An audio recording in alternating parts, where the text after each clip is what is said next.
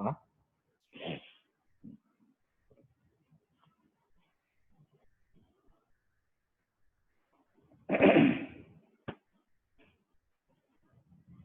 आवाज येतो? Yes, sir. हाँ ठीक. Now process of replication. You know, DNA replication was discovered by Watson and Crick. DNA can produce its own exact copies like themselves. That is self-replication or duplication. Replication of DNA takes place in S phase of interphase.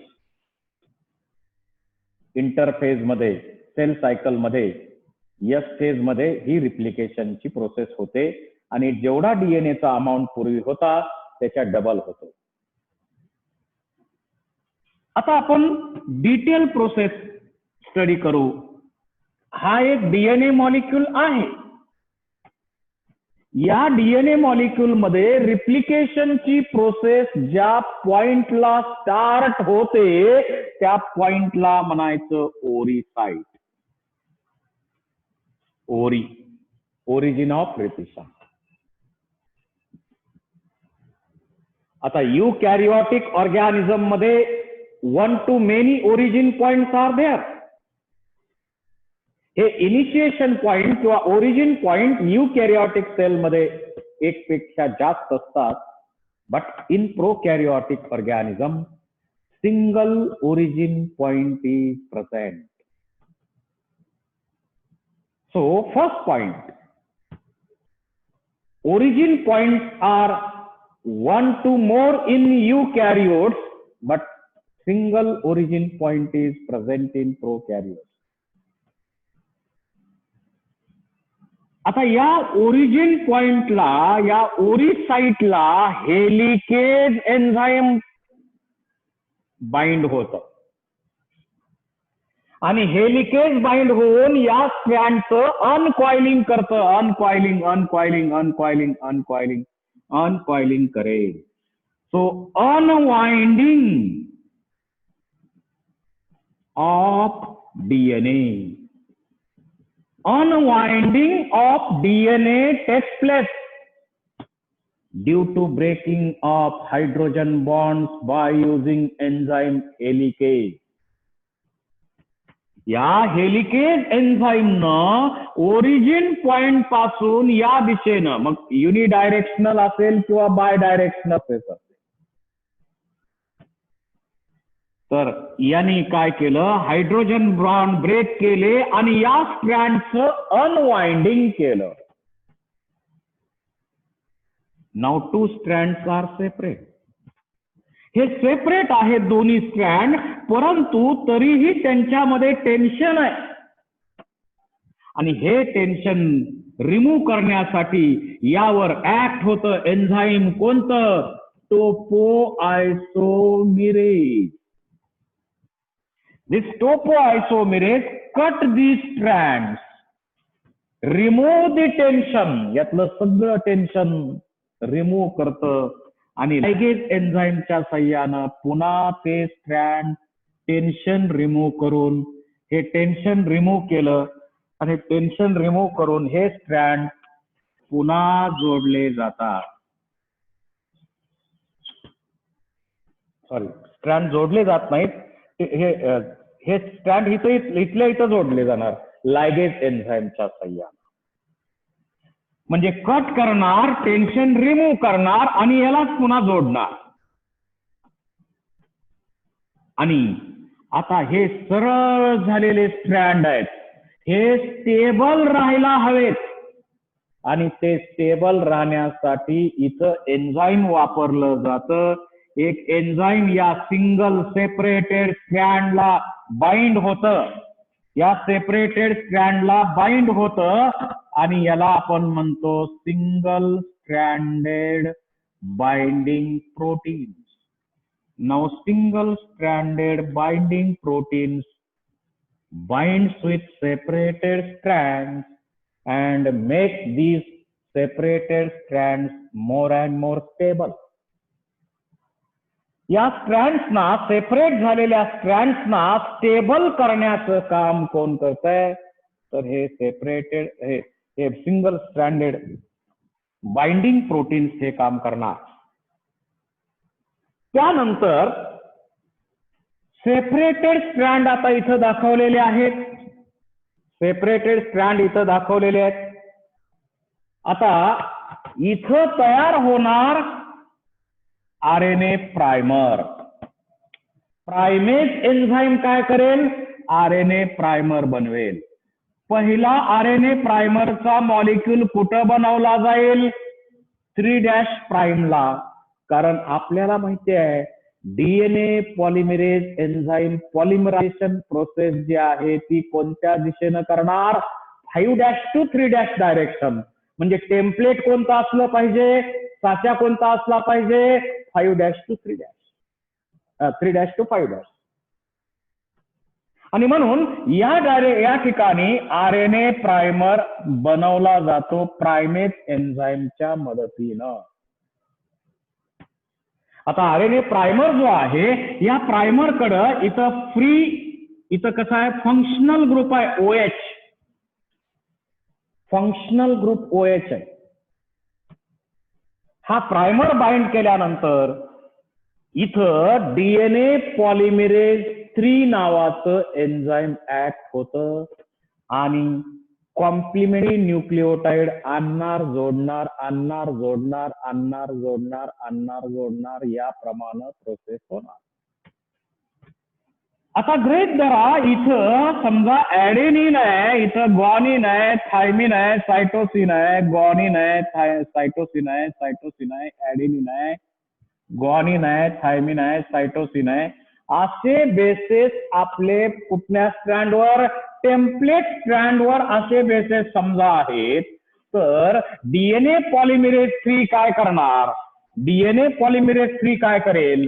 तर इथं ऍडेनिन आहे, DNA polymerase 3 काय करणार? इथं thiamine घेऊन येणार, जोडणार.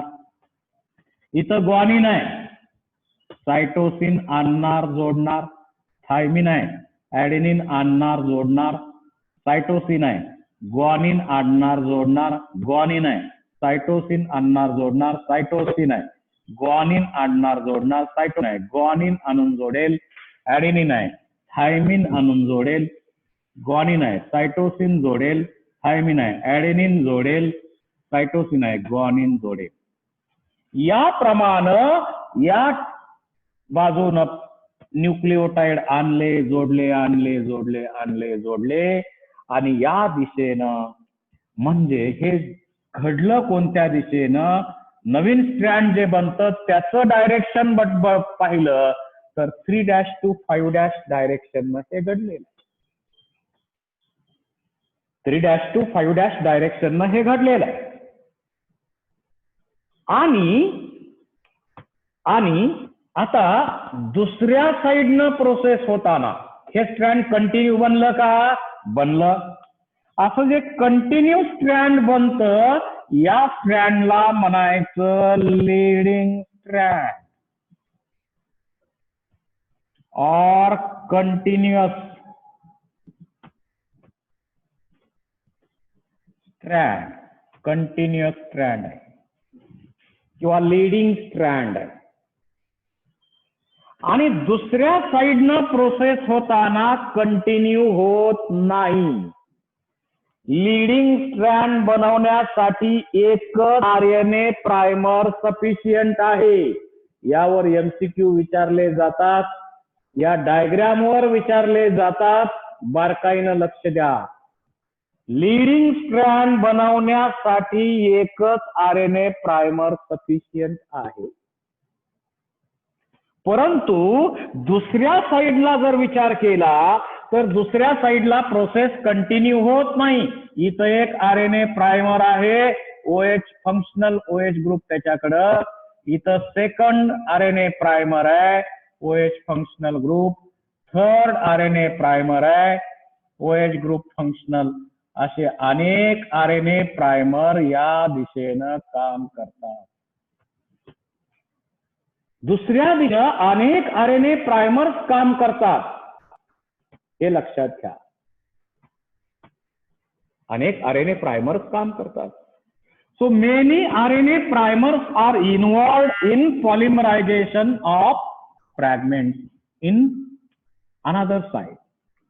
आता इथं मग कॉम्प्लिमेंटरी न्यूक्लिओटाइड जसे असतील तसे इथं आणणार जोडणार आणणार जोडणार आणणार जोडणार.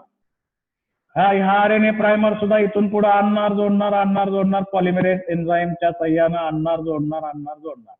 आता दुसऱ्या बाजूला जी प्रोसेस झालेली आहे ही काही कंटिन्यू झाली का? नाही.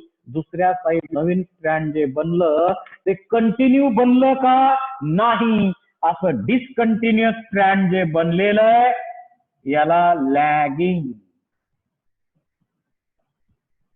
स्ट्रँड किंवा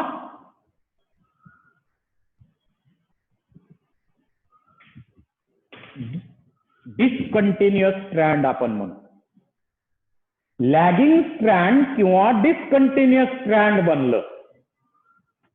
आता या दुसऱ्या स्ट्रँड मध्ये हा एक फ्रॅगमेंट आहे दिसतोय इथं, हा एक फ्रॅगमेंट आहे, हा एक फ्रॅगमेंट आहे, हा एक फ्रॅगमेंट आहे.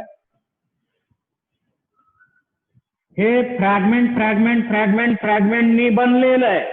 आणि असं सुरुवातीला ओकाझाकी नावाच्या सायंटिस्टनं सांगितलं आणि म्हणून त्या फ्रॅगमेंटलाच नाव दिलं ओकाझाकी फ्रॅगमेंट.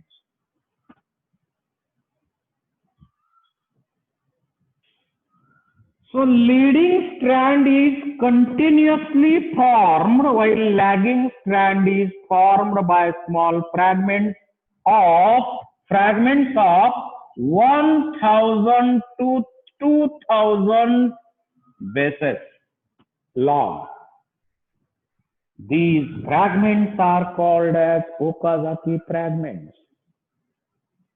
लॅगिंग स्ट्रँड हे ओकाझाकी फ्रॅगमेंट न बनलेलं आहे आणि या प्रत्येक फ्रॅगमेंटची लांबी 1000 ते 2000 बेसेस एवढी आहे. पुन्हा क्वेश्चन विचारला जातो, आपल्यामध्ये DNA रिप्लिकेशनची प्रोसेस ह्युमन सेल मध्ये किती वेळात होते? NCERT न दिलंय 38 minutes are required for replication of whole DNA. आणि मग हे जे इथं नायट्रोजन बेसेस किंवा न्यूक्लिओटाइड ऍड होतात, हे ऍड होण्याची प्रोसेस जी आहे ती किती फास्टर रेटनं आहे? फास्टर रेटनं आहे, परंतु 2000 per second, 2000 bases per second या स्पीडनं ही प्रोसेस होत असते. आणि जे न्यूक्लिओटाइड इथं आणून जोडले ते सुरुवातीला कसे होते? मोनोफॉस्फेटच्या फॉर्म मध्ये होते. फॉस्फोरायलेजनं त्याला केलंय फॉस्फेट ATP वापरला, एनर्जी वापरली आणि त्यांना काय केलंय? ट्रायफॉस्फेटच्या फॉर्म मध्ये, ऍक्टिव्हेटेड फॉर्म मध्ये कन्व्हर्ट केलेले आहेत. फॉस्फोरायलेज एन्झाईमनं सुरुवातीलाच केलेलं आहे. तर असे हे न्यूक्लिओटाइड जोडले. इथं जर पाहिलं तर एक स्ट्रँड कंटिन्यू तयार झालंय, दुसरं स्ट्रँड डिस्कंटिन्युअस तयार झालंय. कंटिन्यू तयार झालेल्या स्ट्रँडला लीडिंग स्ट्रँड म्हणायचं आणि डिस्कंटिन्युअस तयार झालेल्या स्ट्रँडला लॅगिंग स्ट्रँड म्हणायचं. ते छोट्या छोट्या तुकड्यांनी बनलेलं आहे, ओकाझाकी फ्रॅगमेंटनी बनलेलं आहे. ओकाझाकी फ्रॅगमेंटची लांबी किती असते? 1000 ते 2000 बेसेस एवढं लांब आहे. आता इथं जर प्रोसेस पाहिली तर दोन्ही स्ट्रँड कंटिन्यू तयार होतात का? नाही. एक स्ट्रँड कंटिन्यू तयार होतं, दुसरं डिस्कंटिन्युअस होतं. आणि म्हणून DNA रिप्लिकेशनची प्रोसेस कशी आहे? Semi conservative. This replication of DNA is called as semi-conservative replication. एक स्ट्रँड जुनच आहे. इथं सेमी कॉन्झर्वेटिव्ह का बनायचं? कारण इथं एक स्ट्रँड जुना आहे. या नवीन मॉलिक्यूल बनलाय ना डीएनएचा, याच्यामध्ये एक स्ट्रँड जुना आहे, एक स्ट्रँड नवीन आहे. इकडे पण एक स्ट्रँड जुना आहे, एक स्ट्रँड नवीन आहे, म्हणून त्याला सेमी कॉन्झर्वेटिव्ह म्हणायचं. आणि कंटिन्यू आहे का? नाही. डिस्कंटिन्युअस पूर्ण आहे का? नाही. म्हणून याला सेमी डिस्कंटिन्युअस. एक स्ट्रँड कंटिन्यू, एक स्ट्रँड डिस्कंटिन्युअस, म्हणून त्याला सेमी डिस्कंटिन्युअस म्हटलेलं. सेमी कॉन्झर्वेटिव्ह, कारण नवीन डीएनए मॉलिक्यूल जरी बनला तरी त्याच्यामध्ये निम्मा मॉलिक्यूल जुना, एक स्ट्रँड जुना आणि एक स्ट्रँड नवीन तयार होतं. Due to half of parental DNA can retain in new molecule, replication is said to be semi conservative. आता ह्या ओकाझाकी फ्रॅगमेंट ना, ह्या आता आरएनए प्रायमर तसेच ठेवायचे का? ओकाझाकी फ्रॅगमेंट आहे तसेच ठेवायचे का? नाही. आता डीएनए पॉलिमरेज 1 एन्झाईम येणार. डीएनए पॉलिमरेज 1 एन्झाईम येणार आणि हे जे आरएनए प्रायमर आहेत ते प्रायमर रिमूव्ह करणार. प्रायमर रिमूव्ह केले जातील आणि डीएनए प्रायमर रिमूव्ह केले जातील आणि प्रायमर रिमूव्ह केल्यानंतर हे सील केलं जाईल. आता हे तुकडे आहेत ना, हे तुकडे काय केले जातील? लायगेज एन्झाईमच्या मदतीनं हे सगळे तुकडे सील केले जातील आणि इकडच्या बाजूचं सुद्धा स्ट्रँड जे आहे ते कंटिन्यू बनेल. म्हणजे डिस्कंटिन्युअस सुरुवातीला होतं पण कायम राहत नाही, ते फायनली ते कंटिन्यू होतं. हे ओकाझाकी फ्रॅगमेंट सगळे सील केले जातात, जोडले जातात आणि दुसऱ्या साईडनं पण स्ट्रँड शेवटी कंटिन्युअस होतं. लायगेजनं ते जोडले आणि आरएनए प्रायमर कुणी रिमूव्ह केले? DNA polymerase 1. आपण एन्झाईम स्टडी केलेले. डीएनए पॉलिमरेज 1 न ते रिमूव्ह केलेले आहे. आता इथं जर मिसमॅच झालं, प्रूफ रिडिंग करायला पाहिजे की नाही? तर जे इप्सिलॉन युनिट आहे डीएनए पॉलिमरेज 3चं ते प्रूफ रिडिंग करतं. काही ठिकाणी रेफरन्स असा आहे की डीएनए पॉलिमरेज 2 हे प्रूफ रिडिंग करतं. म्हणजे काय? तर इथं थायमिन असेल तर इथं ऍडेनिन नक्की आहे का? इथं ग्वानिन असेल तर सायटोसिन नक्की आहे का? जर काही चुकून गडबड इथं झालं असेल, चुकून काही बेस आलं, समजा थायमिन आहे आणि इथं थायमिन आहे, ऍडेनिन यायच्या ऐवजी काय आलंय? सायटोसिन आलंय. चालेल का? नाही. That leads to mutation. अशी जर गडबड झाली तर म्युटेशन होईल आणि म्युटेशन झालं तर पुन्हा गडबड होणार आणि मग पुढं जेनेटिक कोड मध्ये गडबड होईल. त्याच्यासाठी असं जर मिसमॅच झालं कुठं बेस, तर हे मिसमॅच झालेले बेसेस इथं न्यूक्लियस एन्झाईम एंडोलियस येणार, मिसमॅच झालेलं बेस काढून टाकणार आणि डीएनए पॉलिमरेज 3 ला काय सांगणार? कोणतं आणायला पाहिजे होतं? कोणतं आणलंय तू? इथं थायमिन आहे म्हटल्यावर कुठला आणायला पाहिजे होतं? ऍडेनिन आणायला पाहिजे होतं. तू चुकीचं आणलंय, बरोबर घेऊन ये. आणि मग पुन्हा इथं ऍडेनिन आणलं, पुन्हा हे जोडलं. सील करणारं एन्झाईम आहे लायगेज आणि डीएनएचे पुन्हा 2 हे डीएनए पुन्हा मॉलिक्यूल व्यवस्थितपणे प्रूफ रिडिंगचं काम करून व्यवस्थित बनवलेलं आहे. अशा प्रकारे एका डीएनए मॉलिक्यूल पासून आता हा एक नवीन डीएनए मॉलिक्यूल बनलेला आहे आणि हा एक नवीन डीएनए मॉलिक्यूल बनलेला आहे. 2 डीएनए मॉलिक्यूल बनले अशा प्रकारे. आता या डीएनए मॉलिक्यूलचा विचार केला तर याच्यामध्ये एक स्ट्रँड जुना आहे, एक नवीन आहे. या डीएनए मॉलिक्यूलचा विचार केला तर एक स्ट्रँड जुना आहे, एक नवीन आहे. म्हणजे प्रत्येक वेळी डीएनए मॉलिक्यूल बनताना एक स्ट्रँड जुनच राहतं, एक त्याच्यावरती कॉम्प्लिमेंटरी नवीन तयार होतं. due to half parental DNA can retain in new molecule of DNA. Replication is said to be semi conservative. त्याला सेमी कॉन्झर्वेटिव्ह म्हणायचं. आणि सुरुवातीला एक कंटिन्यू एक डिस्कंटिन्यू होतं म्हणून त्याला सेमी डिस्कंटिन्युअस असं सुद्धा म्हटलेलं आहे.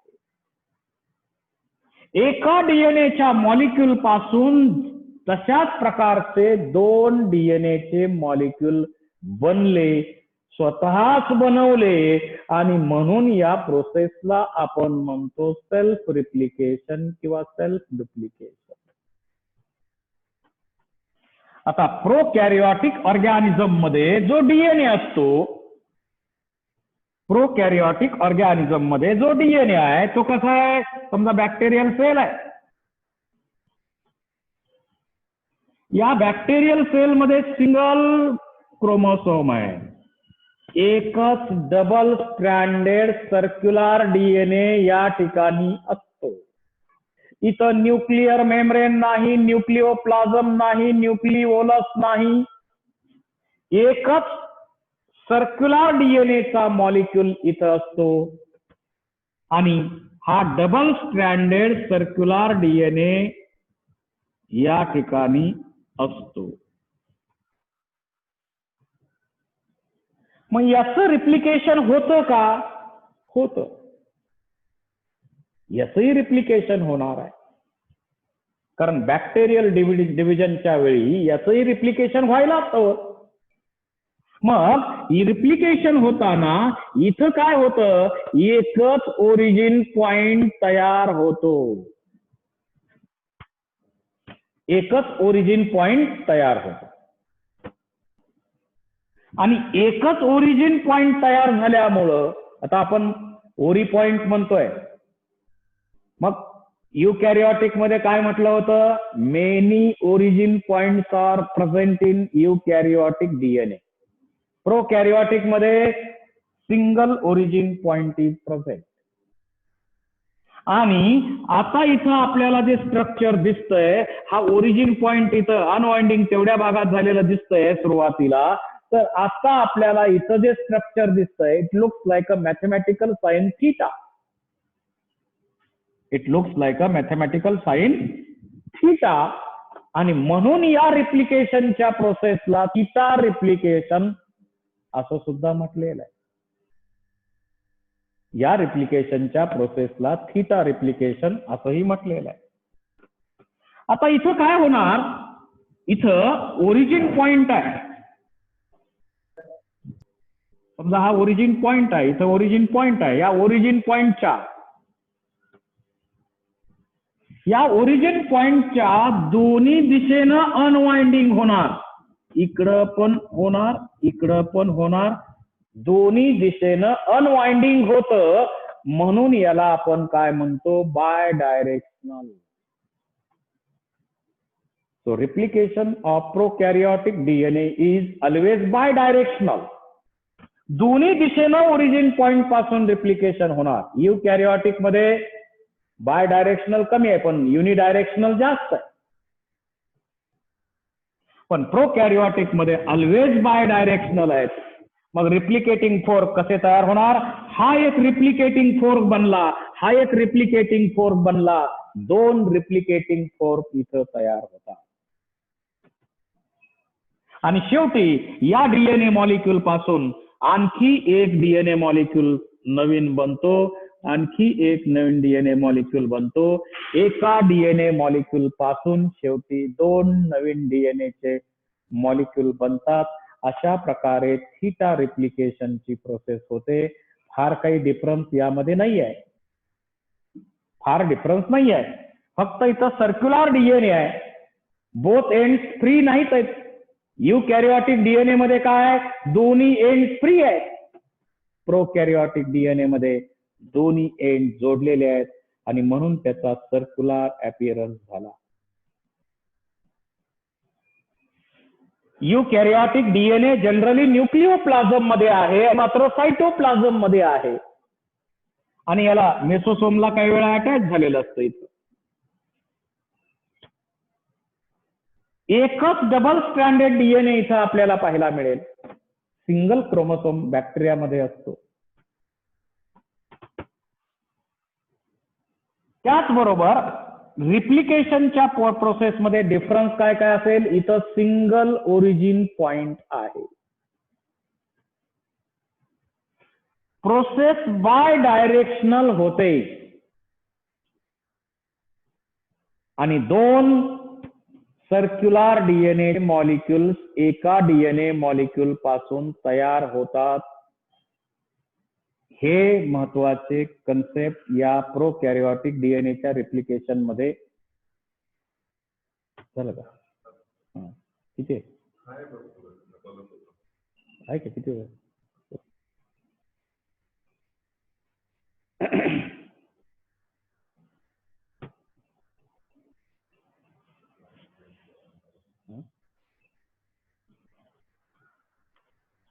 रिप्लिकेशन. आता रिप्लिकेशनच्या या प्रोसेस नंतर मेसलसन अँड स्टाल यांनी केलेला एक्सपेरिमेंट आहे. मेसलसन अँड स्टाल यांनी केलेला एक्सपेरिमेंट बघू आपण.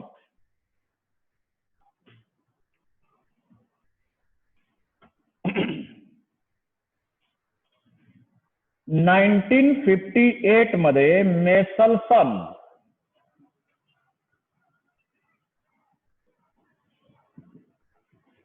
यांनी एक्सपेरिमेंट केला. कशावर केला? ई कोलाय बॅक्टेरियामध्ये केला. त्यांनी काय केलं? एक बॅक्टेरियाचं कल्चर घेतलं, मल्टिप्लिकेशन होऊ दिलं आणि या बॅक्टेरियामध्ये सुरुवातीला हेवी डेन्सिटी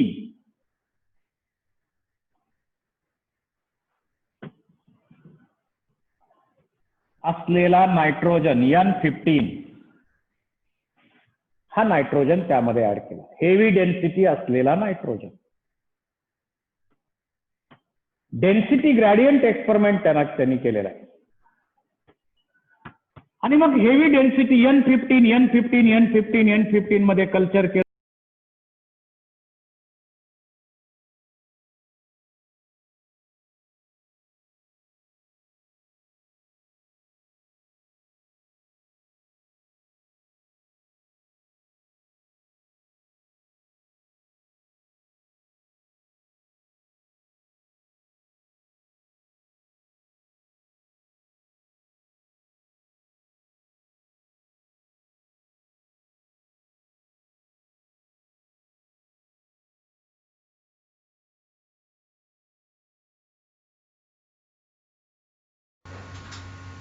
सर अनम्यूट करा.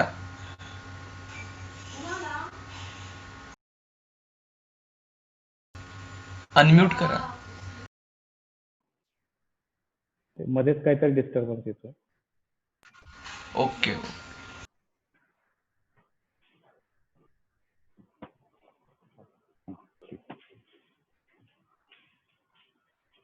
हे जे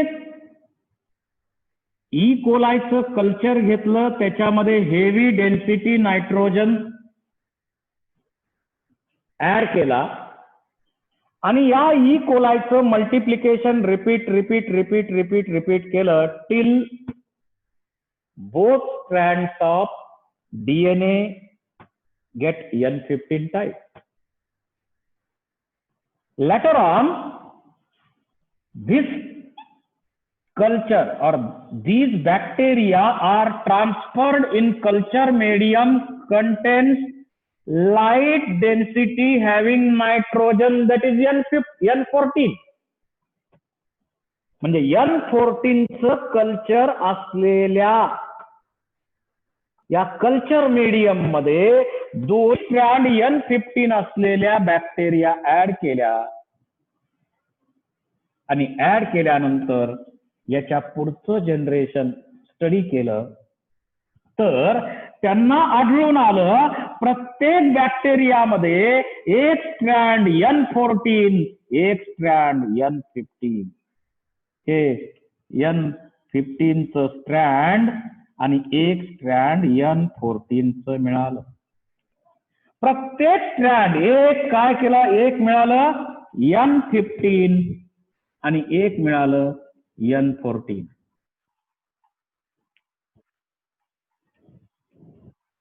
From this, it is clear that during DNA replication, during duplication, one strand is parental, one strand is new.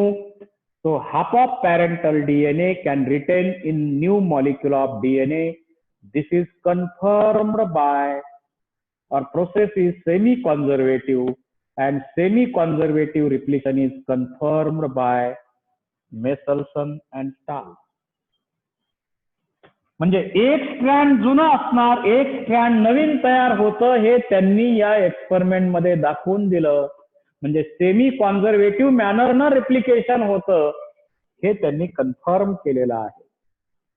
तुम्हाला यावरती अनेक क्वेश्चन विचारलेले आहेत अप्लाइड. समजा पहिलं जनरेशन असं आहे, कल्चर मीडियम सेम ठेवलं. समजा हे फर्स्ट जनरेशन आहे. पहिल्या जनरेशन मध्ये काय, एक स्ट्रँड N15 आहे, एक स्ट्रँड N14 आहे. आता सेकंड जनरेशन याच्या पुढचं आपण विचारात घेतलं तर काय होणार आहे, काय होणार आहे, एक स्ट्रँड इथं, एक स्ट्रँड N14, एक स्ट्रँड N15, असे दोन बनणार. याच्यामध्ये N15 N14 स्ट्रँड असलेलं एक बनणार आहे, याचे दोन बनणार आहेत, इकडं आणि इकडं. हे याच्या पुढच्या जनरेशनचा विचार केला तर याच्या पुढच्या जनरेशन मध्ये इकडं टोकालाच फक्त N15 राहणार, इथं N14 आणि मध्ये सुद्धा दोन मॉलिक्यूल N14 चे बनणार. म्हणजे 3:2, 1:2 काय असेल 3 याप्रमाणे राहणार. म्हणजे प्रत्येक जनरेशन मध्ये काय होतं हे कल्चरवर पण डिपेंडंट आहे. कल्चर मीडियम तुम्ही कोणतं घेता त्यावर पण ते डिपेंडंट आहे. यावर तुम्हाला अनेक ठिकाणी MCQ विचारलेले आहेत. तुम्हाला आता MCQ सॉल्व्ह करण्यामध्ये काही अडचण येणार नाही. तुम्ही MCQ याचे सॉल्व्ह करा आणि याचे जे बाकीचे कन्सेप्ट आहेत ते आपण उद्याच्या लेक्चरला कंप्लीट करू. Thank you. Have a nice day.